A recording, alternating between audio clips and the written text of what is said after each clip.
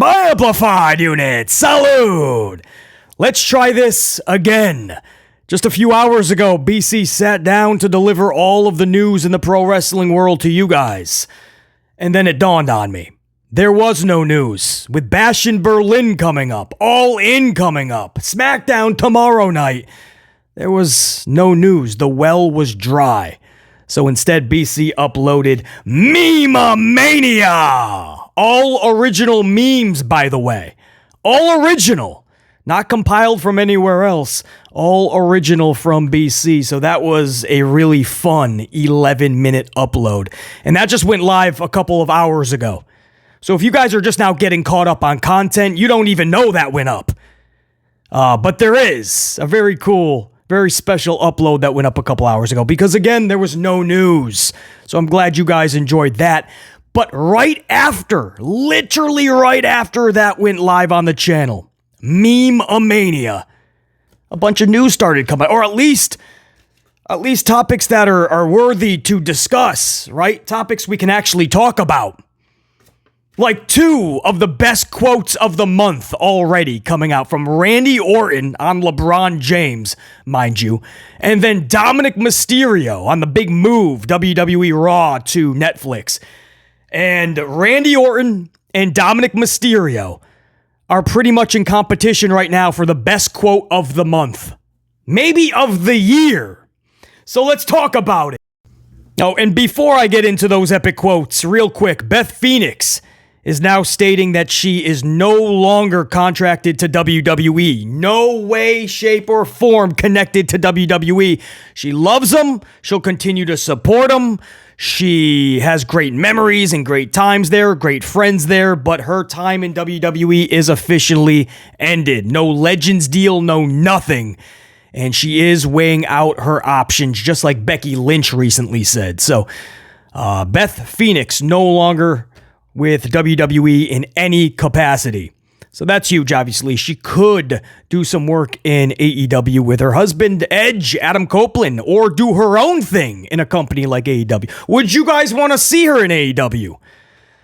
Listen, I said this when we last saw Beth Phoenix not too long ago. I said, you still got it. If there was ever a time for one of those cheesy chants, Beth Phoenix can still take out 98% of the female roster. Any roster. I would love to see something like Beth Phoenix versus Bianca Belair one-on-one, because something tells me she would still, even at her age today, give Bianca Belair a run for her money, and Jordynne Grace versus Beth Phoenix. So you put Beth Phoenix in AEW? Sure. Britt Baker or Toni Storm versus a Beth Phoenix? Tell me that won't be really badass. Anyway, no longer under contract. She is free to do at least a storyline, a little bit of a feud, maybe leading to a mixed tag with Adam Copeland in AEW. No harm, no foul. I don't think that's that big of a deal. If people are going to cry over that, it's not that big, man. And let's face it, Adam Copeland needs to relax. A mixed tag feud for 2 or 3 months is not that bad. Stop jumping off of cages and going through flaming tables or whatever at the age of 152. Slight exaggeration. All the best to Beth Phoenix. I don't think she's done. She shouldn't be done. She's in phenomenal shape. She's badass. I feel there's a lot more. And it doesn't sound like she just wants to move on either. She loves raising her kid. Is it kids or kid? Well, she loves the family, but she still has unfinished business in the wrestling world, right? She's alluded and said that straight out many times. So if that's the case, if there's still more juice in the tank, squeeze it out, Beth Phoenix. I say the same thing about AJ Lee. I doubt very much she is done, and she knows it. And AJ Lee is in the most phenomenal shape. There are female wrestlers today that are not in the shape of AJ Lee. So she's been saving that for over 10 years. All right, moving on. Oh, real quick, too, Matt Riddle. I know, see, this is what I mean. We put up Meme-mania because there was no news. Once I uploaded Meme-mania, then everything started to come out. But Matt Riddle, there's word going around that he also had beef when he was in WWE with another big powerhouse. We know about Brock Lesnar. We know about Goldberg, right? And they both have pull. What Brock says pretty much goes in that locker room. Vince would move mountains to make sure that Brock is happy. Goldberg would not come back or do certain appearances, I'm sure, if Matt Riddle was involved. They both had beef with Riddle and many other individuals as well, but that was some of the bigger talent. Well, there was another huge talent that apparently had a little beef or big beef with Matt Riddle, and that is Roman Reigns. Recently, the former host of The Bump, who got fired from WWE, released, he got bumped from The Bump and WWE, but he recently said that back when they were doing the show, whoever was the guest in the studio and whoever they had as the guest via satellite, they would actually interact. But they purposely kept Roman away from Riddle or vice versa because Roman Reigns did not want to conduct any business with Matt Riddle.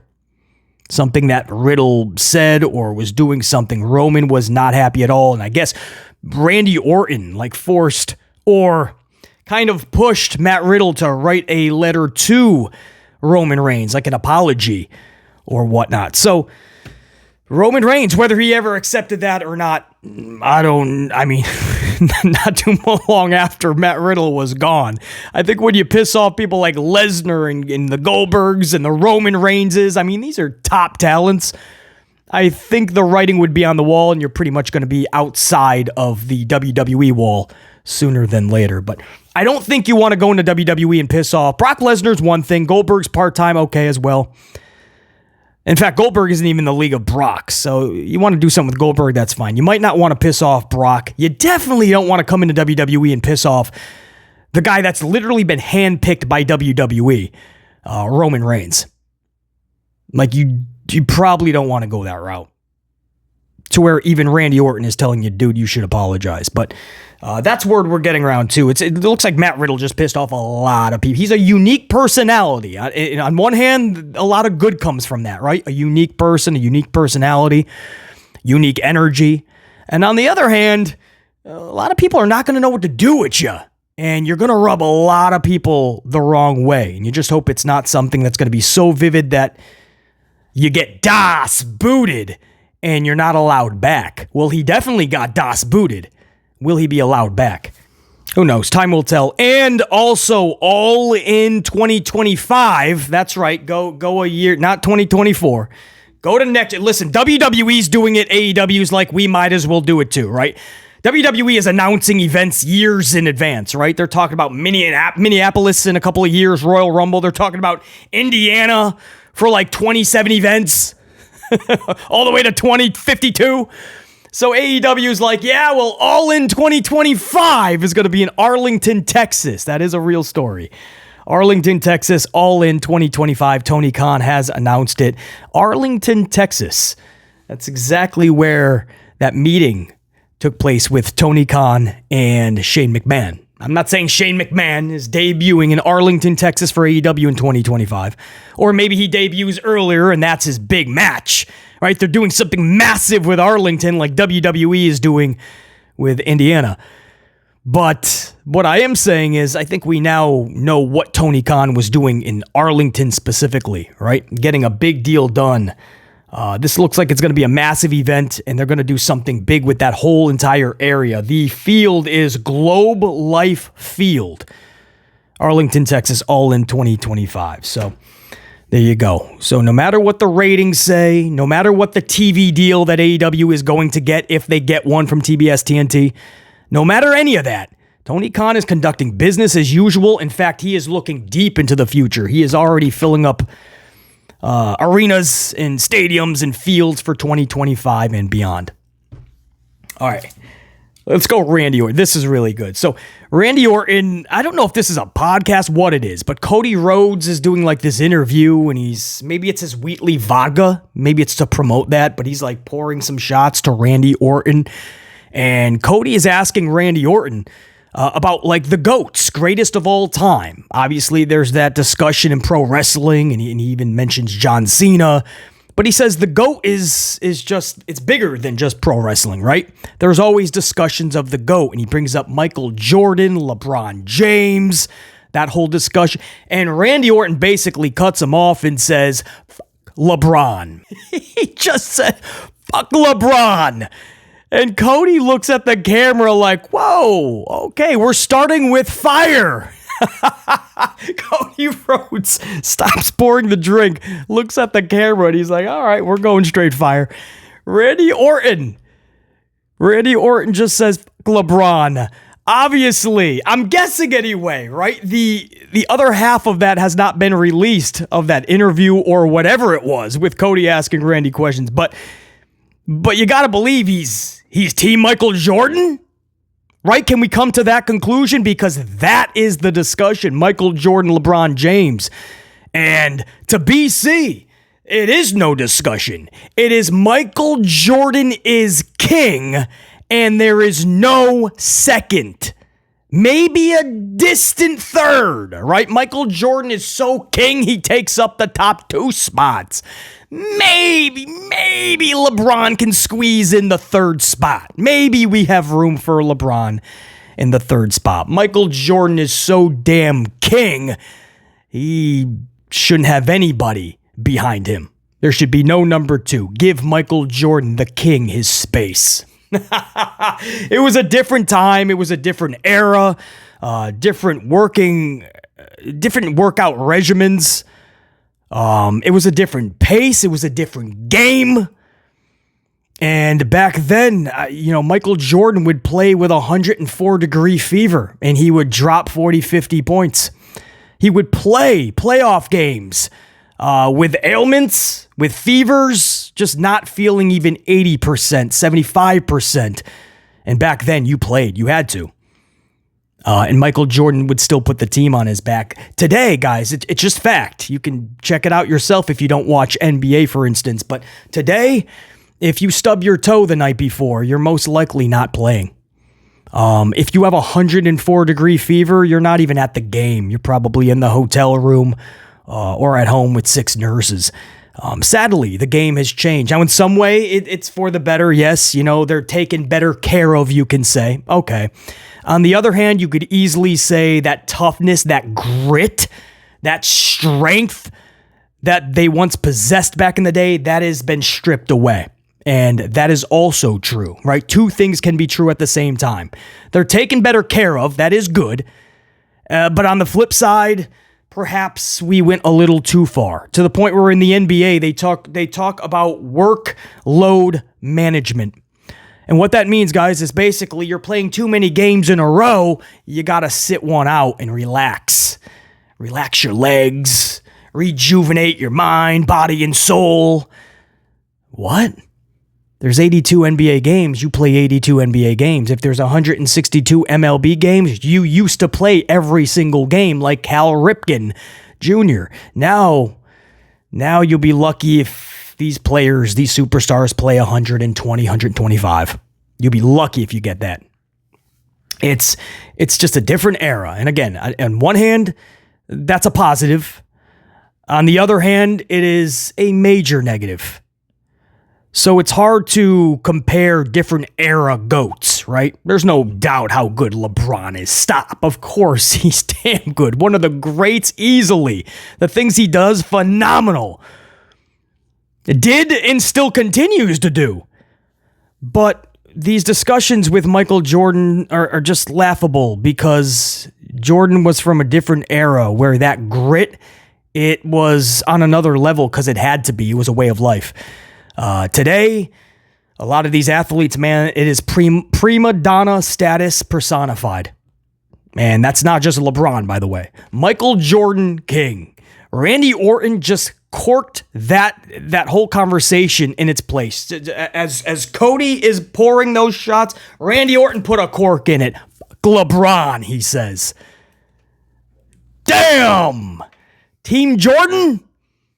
Team Jordan? Team LeBron, Michael Jordan. Anyway, that's one of the quotes of the month for sure, man. LeBron. Guys, that happened. That just got leaked a couple hours ago. It already stole like 80% of the headlines. But that wasn't the only great quote that came out within the last couple of hours since Meme Mania went live on the channel. Guys, Dum Dum. Dirty Dum Dum. Dominik Mysterio just did an interview and I don't know exactly with who, but I'll give you a quote from it, and it's great. He's talking about the move, WWE to Netflix. Dominik Mysterio says, people are going to expect blood, tables, and titties when we go to Netflix, like Edge and Lita's live sex segment, right out of the gate. But I think we're going to work our way up to that edgy, not all at once, like an RKO, boom, titty, end quote. Dominik Mysterio, we're going to work our way up to edgy, like an RKO, boom, titty. But he says people are going to expect blood, tables, and titties right out of the gate when we move to Netflix. But we're going to gradually, he believes, work our way up to that. It's not going to be all at once. And nor should it be, by the way. And you don't have to go back to Attitude Era either. I don't think we're ever going to see that again. You're not going to see people getting chased around with chainsaws like Chainsaw Charlie, Terry Funk. You're probably not going to see a live sex segment with Lita and Edge or anything like that. I doubt you're going to see a lot of what you saw in the Attitude Era, but you can still push it to that edge and even go out of bounds at times, right? It's not the NFL where you go out of bounds, the play is dead. Absolutely not. You can go out of bounds, test the waters, take it to the edge, go over that edge, come back. But as far as the titty, this is Dominik Mysterio's words, man. Blood, tables, and titties. Boom, titty. But as far as the titties go, I think those days, unfortunately, are gone as well. You know, puppies! Jerry Lawler screaming out puppies every time there was any semblance of a boobie popping out. But back then, you remember you had D-Generation X. They would take women from the crowd and tell them to absolutely flash them. So you would go to these events. I'm telling you guys, man. I was younger, maybe roughly teenage years, and you'd go to these events and DX would be picking women in the crowd and they would just be flashing. So like if you were a kid or, teenager, you're just there and you're looking to women are just flashing left and right all over the place. I mean, it was great. It was absolutely great. You get home, your Ma Dukes is asking you, how was wrestling? This is gonna go to the room. I gotta go to my room. It was great. Man, it was wild, man. And then you had, of course, like Sable and Jacqueline and Sunny, and all of these women would be in like lingerie competitions or matchups where they were just wrestling. It was just bikinis, if anything, right? I remember one time Sable literally was just walking around the ring, nearly naked. She just had 2 stars painted on her breast, and it was just covering like the nipple area. I mean, it was painted. It wasn't anything like over. It wasn't like a bikini top, a bra. No, they just painted hands. That's what it was. Not star. It was like hands over her nipples, and that was it, man. That's Attitude Era. You're not going to get that just because it's going to Netflix. I think some fans do think that, and that's what Dominik Mysterio and a lot of wrestlers in WWE, a lot of the suits and ties, they're starting to hear that from the fans. Oh, this is going to be amazing when it goes to Netflix. And Hunter Hearst Helmsley didn't help matters when he said it's going to be a whole new ball game. And what you see on Fox with them muting everything, even if it resembles a swear, they mute it. If somebody may have went to pick their nose and it looked like a middle finger, they'll black out the image for 4 minutes. Fox, it just has their hand on the censor button nonstop. They're just waiting for anything. So Hunter said, no, all of that's gone. That type of censorship is done. It's a whole new game when we go to Netflix. On one hand, I'm so glad he said that, by the way, because we cannot have what Fox is doing is killing the show. It's actually ruined SmackDown a lot of weeks. So on one hand, I'm glad he said that. But once he said that, it just added more fuel to the fire. Now a lot of fans are thinking, whoa, we're going to literally have the Attitude Era again. You're never going to have the Attitude Era. It wouldn't even work today, guys. It's a different world. We talked about Jordan and James and why you can't properly compare them. Or if you do, there's no way you can just say one's better than Jordan. It was a whole different time. It wasn't just edgy back in the day. It wasn't just wild. It was unmanageable in many ways. It was literally unmanageable back in the day. That's how nuts it was back in the Attitude Era. And you couldn't even have that these days. So not just Not just it's their decision not to do it, they couldn't do it. It's a whole different world. The world has changed in many ways for the better, in many ways for the worse.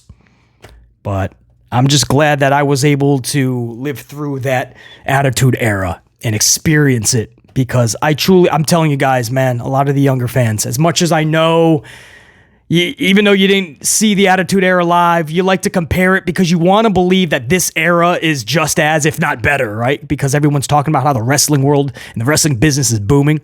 And you're hoping that there's an era coming up that's going to live up to Attitude Era. But unfortunately, guys, you never can do that. That is going to be the best era of all time. And I've lived through several eras, by the way. I used to love the Golden Era. Hogan, Warrior, Savage, Roddy Piper, Flair, late 80s into the early 90s, before Nitro Raw going head-to-head on the Monday Night Wars, way before that. The Golden Era, man. That classic era. I love that era. In many ways, I like it even better than the Attitude Era. But even if I love all of it better than the Attitude Era, the fact would still remain that the Attitude Era was the best era. Just numbers and what it did and how cool wrestling, what you would go to school. Everyone had a wrestling shirt. You didn't feel like, oh, you're wearing a shirt or something. And people are like, oh, wrestling. Yeah. You still watch that? No, it was like, you don't watch wrestling? Are you an idiot? What are you doing on Monday?